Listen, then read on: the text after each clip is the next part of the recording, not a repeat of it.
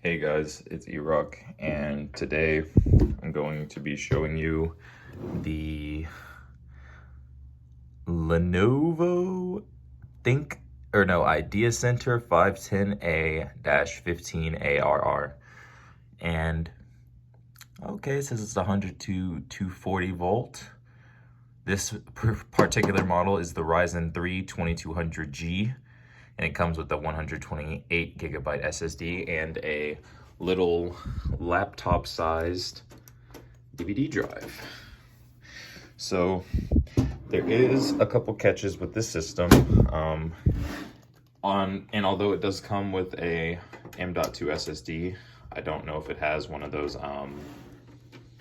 cache thingies, DRAM cache. I'm not sure. Oh shoot, there goes the screw. Let's get this second screw off so I can show you what's going on inside. Which is crazy. I watched another review of this video, and it said that the power supply was a 180 watt, and that's what it says on the power supply as well, inside the system in all actuality. So after you take off the right side panel, what you got to do is there's going to be a tab right here, which you're going to have to press down. And after you press it down, Jesus, hold on just 1 second.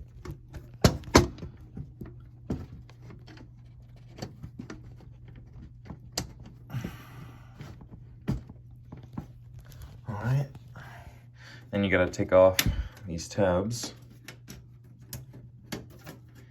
Make sure they're nice and off, because they're a little finicky.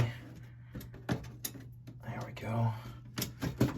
Alright, and then you can just slide this up and pull the computer up a little bit. Just let it tilt to the side like that.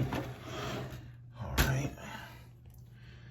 And then this part will just come right up. Alright, so a couple things to note about this system. The DVD drive space is expandable, so that's a very nice touch. The case itself is obviously very cheap. If I wanted to, I could cut myself right there, like if I just, at the wrong angle or like this. But yeah, that's just minor details, small things to complain about. It does not come with this hard drive. This is a WD 1 terabyte black I had sitting around in my closet. So I just threw that bad boy in there. It does have a place to mount it that is it was screw mounted. I can't find the right screws, and it's bad for a moving part to be moving around. Don't do that. But this is kind of the computer I'm running off of for now. And as you can see, it does have a graphics card, stock cooler, one rear. I think this is a 10mm fan. Nothing special. 8 gigabytes of DDR4 RAM. It's just like some random, low gigabyte RAM, 4 gig. And there's only 2 slots. So if I had to upgrade, I would have to buy 2 completely new sticks, which is okay. And I think this is a micro ATX motherboard. As you can see right there, there's the M.2. So a couple things to note about this motherboard that I actually didn't like. This is a pre-built system, so not only is the power supply very weird, I don't know what type of power supply this is, but it only has this weird 8-pin connection, and I'll actually take this out so you can see the connection. Hold on. So as you can see, this 8-pin connection consists of 2 squares in the top, 2 of these D shapes, and then another square, and then on the bottom where the this little piece is, I forgot what it was called, I'm sorry, where you would actually press down when you're pulling it out, the tab or whatever you want to call it. It has 2 squares and then 3 of these D things, and that's right there. So as you can see up here, there's the regular 4-pin ATX for the motherboard. And then where there would be a 12-pin, it's that weird 8-pin thing. So that's one thing to note. If you want to upgrade your power supply because you have a really strong graphics card, you want to upgrade to a stronger graphics card, you can't use this motherboard. You have to upgrade motherboards. And the thing about this motherboard is, as you can see, it's very custom made. You know, it's these varying lines. So upgrading in this case is pretty much not an option, but for things you can take, if you really wanted to, you could take this DVD drive. I would just leave that though. It's a really weird small size. It's literally like a laptop DVD drive. I would leave the power supply. There's no use in that. I would take this. This is a standard M.2. It is only 150, whatever I said it was gigs, but you know, that is a boot drive. So I don't know why you wouldn't take that. And these come pre-installed with Windows 10 on them. So that's a boot drive you don't have to worry about setting up. You know, fans go anyway if you really need it.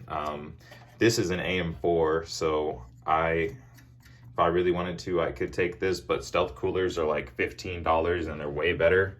So if I was building a computer, I would just put a AMD stealth cooler on it, which is the stock Ryzen fans. They're just amazing.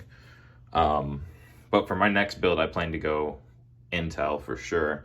Probably gonna go for a Coffee Lake, I think it is, whatever the cheapest 6-core is.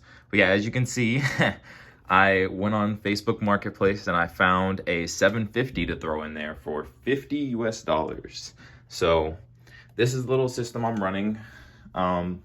It works fine. I've never had it like completely crash on me. When I was setting up games for the first time, certain games would crash on me, but it wasn't because of the limitations of the system. It's because I'm running the system on Windows 7 in 2022, which is something I don't really care to explain or elaborate on. Just know that it's my preferred, it's my preference and I can do whatever I want. So yeah, we're running Windows 7. It runs League of Legends fine. It can run Csgo just fine.